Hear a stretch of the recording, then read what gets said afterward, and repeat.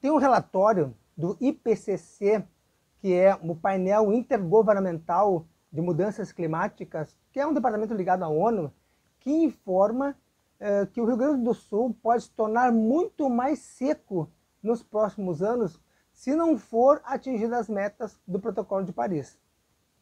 Para quem não sabe, o Protocolo de Paris foi uma carta de intenção assinada por vários países, são 195 ao todo, que se comprometeram em reduzir a emissão de gases de efeito estufa na atmosfera.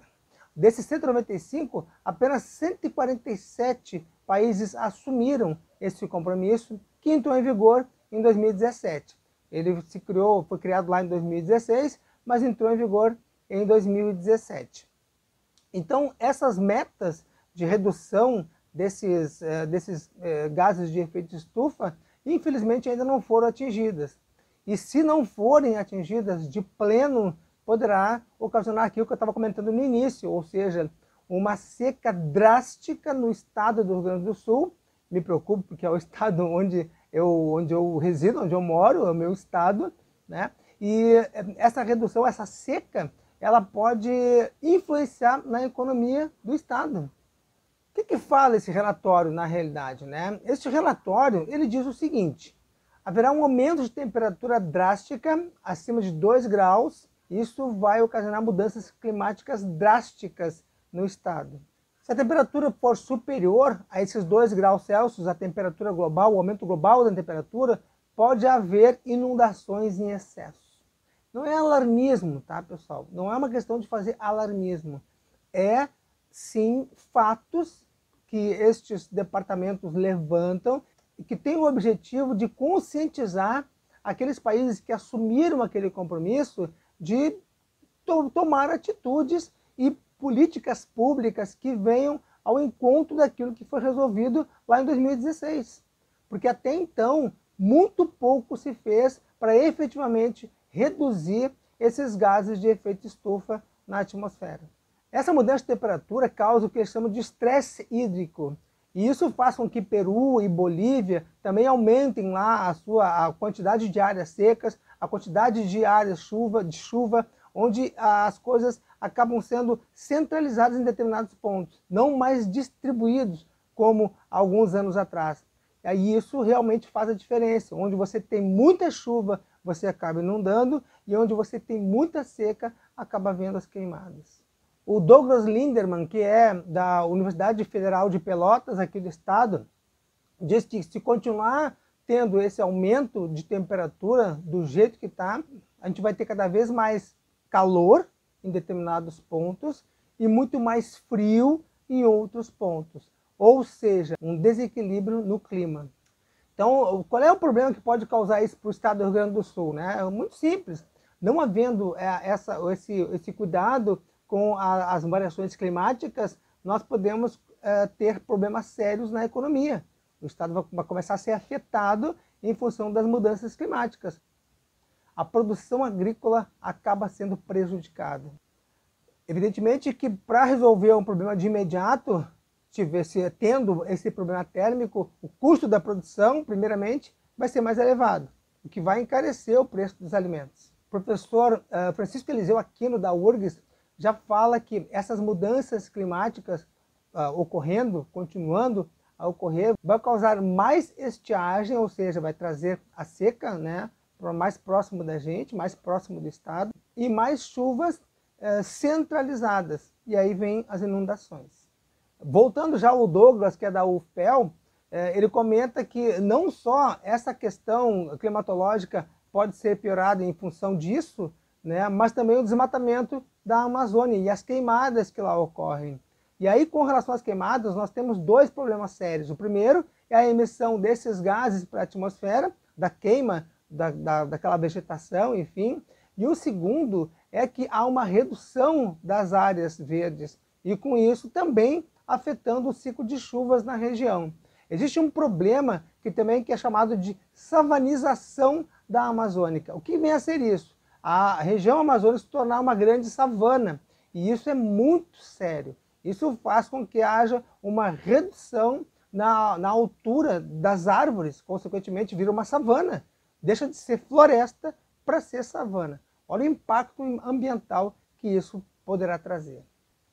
Então é preocupante o atingimento dessas metas, desses protocolos, tanto de Kyoto, que é um pouco mais antigo, quanto esse de 2015, que é o protocolo, né, de Paris. Ele traz a sua importância em relação ao clima e as medidas que devem ser feitas, as políticas públicas que devem ser implantadas para fazer com que essa meta também seja atingida. Porque não é só a questão da população em si de fazer de tomar ações para resolver esse problema.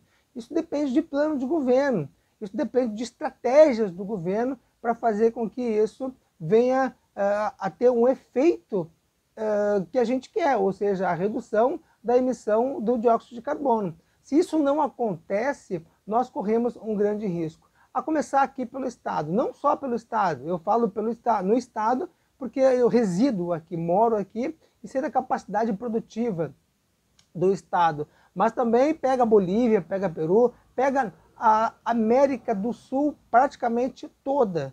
E isto é extremamente crítico, sobretudo porque a nossa maior floresta do mundo, está aqui. Grande parte dela está dentro do território brasileiro.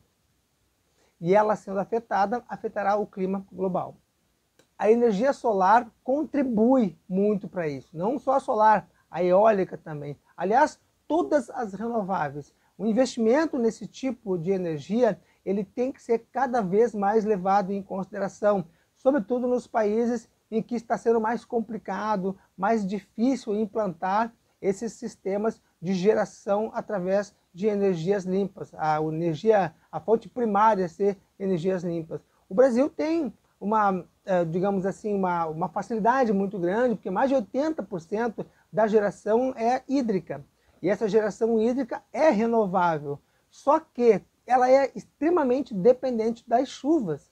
E a contar com essa poluição toda, que a todo momento é gerado, os bilhões e bilhões de toneladas de CO2 que é lançado na atmosfera todo ano, 20% disso, 20% desta quantidade toda de CO2 que é lançado provém das termoelétricas. E aqui no estado, há coisa de 2, 3 meses atrás, teve uma consulta pública para verificar a possibilidade de implantação de uma usina termoelétrica, justamente aqui no estado. Tá? Quais são os problemas dessa termoelétrica?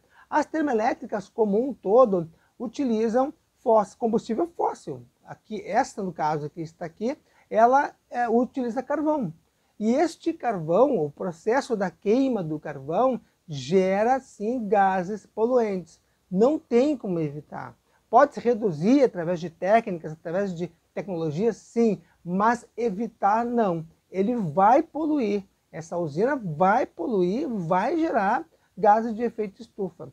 Tem um segundo ponto que também é muito importante, a quantidade de água necessária para uma usina termoelétrica também é muito elevada. Tanto é que no projeto existe a necessidade de fazer alguns desvios de cursos d'água para poder direcionar essa quantidade de água para a usina poder operar. É através do aquecimento desta água que vai gerar a pressão necessária para mover as turbinas que vão gerar a energia elétrica. Então, é crítico nos dois sentidos. Primeiro, pela geração, pela produção, melhor dizendo, de CO2, né, de dióxido de carbono, e segundo, a utilização de água em grande escala para poder atender a necessidade da usina. Então, vamos utilizar cada vez mais as fontes de energia primária sustentáveis. Isso sim vai ser a salvação, pelo menos para as próximas gerações. Outras medidas devem ser tomadas? Sim. Políticas públicas devem ser feitas? Sim. Deve ser considerada cada vez mais levado a sério esse processo, tanto do desmatamento, quanto das queimadas, quanto, enfim, da savanização de florestas. Tudo isso passa pela política. E, infelizmente, não estamos vendo nada sendo feito nesse sentido. Pelo contrário, estão afrouxando as regras, estão afrouxando as leis que protegem o meio ambiente. E isso nós vamos pagar a conta mais tarde.